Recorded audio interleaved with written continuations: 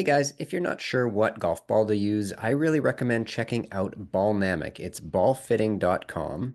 And I'll quickly show you the process that you go through when you do a ball fitting here. So go to ballfitting.com, you can set up an account, and you're just going to answer a quick survey, and then it's going to spit out, well, you pay some money, then you answer a survey, and then it's going to spit out some matches for what golf ball might suit your game the best. So let me show you how it worked for me and what results I got, and then you can check in the description down below. I did a full test. I tested the Pro V1 and the Pro V1X against the golf balls that Ballnamic recommended for me. So check out that for the full test and keep watching this video to see how the Ballnamic test works.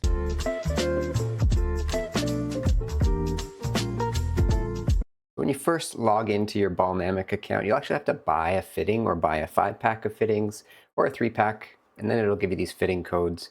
And then you click Start My Fitting, and you'll be presented with just a little bit of a questionnaire. So it'll ask you your handicap. I'm 9 to 15. My current ball, we'll just call Titleist Pro V1. That's what I've been using. Got your zip code to help you calculate your typical playing conditions, but these look good except I'm at sea level. So we'll go with that and click Next. And then you can say, I don't know my driver launch conditions, but I know my distance, that kind of thing. Or you can use a launch monitor and get your actual driver launch conditions and use those. And so I've got that here. So I was averaging 152 ball speed with the driver. My launch angle was just over 12 degrees. Spin rate was averaging 2,500 RPM. And then you can click calculate here and see what it tells us. So current driver height is 83 feet, and that seems about reasonable. Mid trajectory, yeah, that's probably what I should play, I guess. I don't really know. So Ballnamic recommends that. And if you prioritize driver carry, consider selecting a higher trajectory preference. I kind of think that that's probably a good thing for me. I should probably be more like 13-degree launch angle. Maybe 14 would be nice, but we'll leave it at mid. This is their recommendations. And then wind performance, it's, I don't know, pretty reasonable here. It's not too crazy, so I'm going to leave it in the middle. If you play in a really windy place, you want that to be highly important. And it'll choose balls that are probably spin less and launch lower, so they're less affected by the wind. Next, we have 7-iron details, so I do know my launch conditions, and I'll choose those. Ball speed averaged about 118. Launch angle, I think, is pretty high, and that's something that I'm a little concerned about with my irons and wedges.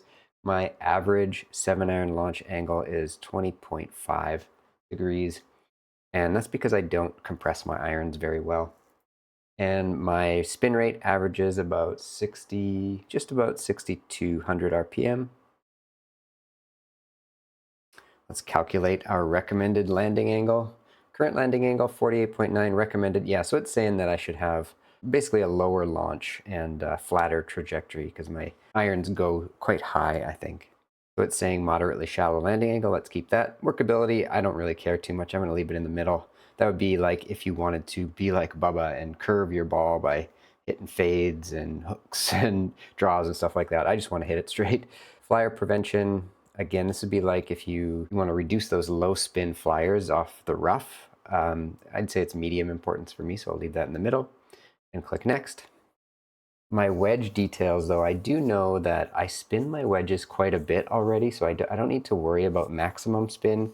I'm going to leave it right in the middle. I think I spin my pitching wedge around 9 to 10,000 and 50 degree and 56 degree, over 10,000 usually, so I'm going to leave that right there. And then green side spin, I think pretty moderate. I don't need a ton of spin, but I also don't want it to roll forever. So I'm going to leave it as moderate importance and click Next.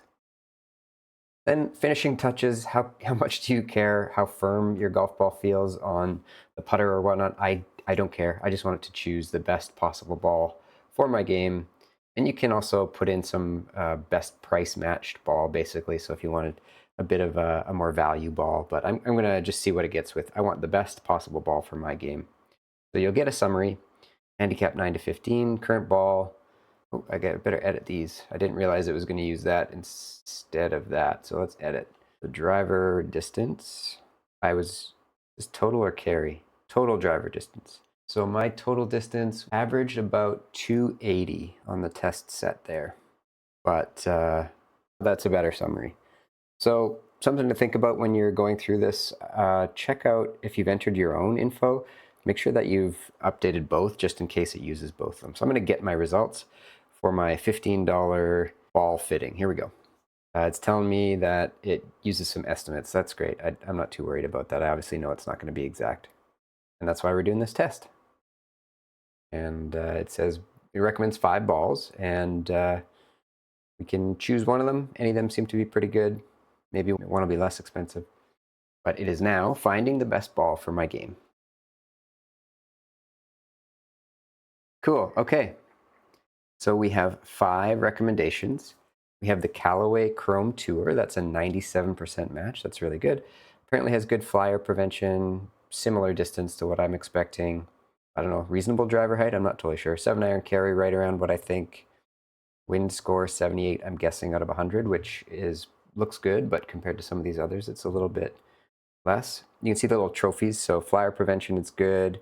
7-iron roll apparently is going to roll 18 feet.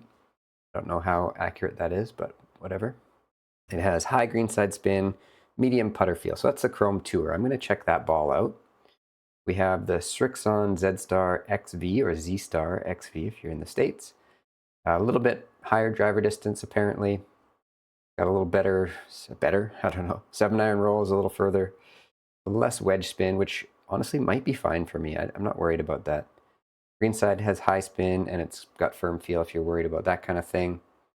And then LA Golf, I don't think I'm going to try this one. It's those are more expensive, I'm pretty sure, but I don't know. Pretty reasonable results on those. And it's also telling me to check out the Wilson Staff at 94.8% and the Titleist Pro V1, which is my current ball.